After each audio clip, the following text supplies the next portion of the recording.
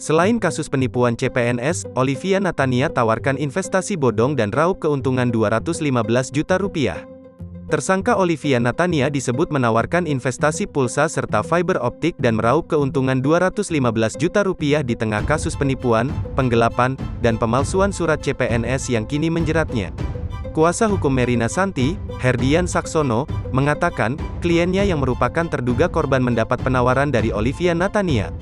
Itu, ketika awal-awal ada berita soal dugaan penipuan CPNS, September 2021. Jadi, ketika ada berita itu, dia, Olivia, masih sempat-sempatnya menawarkan investasi bodong, kata Herdian kepada Kompas.com, Senin, tanggal 22 November tahun 2021. Kata Herdian, Merina mendapatkan penawaran investasi bodong dari Olivia Natania melalui pesan WhatsApp. Tidak ada kesepakatan hitam di atas putih yang mengikat kedua belah pihak. Merina hanya mengisi form bernama deposito investasi yang diberikan anak penyanyi Nia Daniati itu. Herdian berujar, Merina tidak melihat adanya penipuan.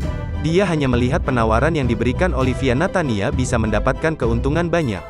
Klien saya diminta untuk mencari orang. Kalau ada yang mau ikut lagi boleh, tapi transfernya lewat kamu.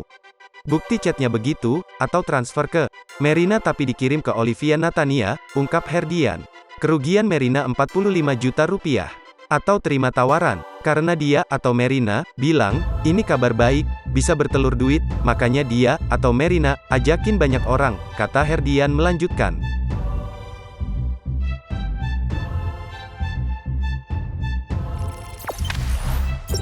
Jangan lupa subscribe, share, komen, dan like ya!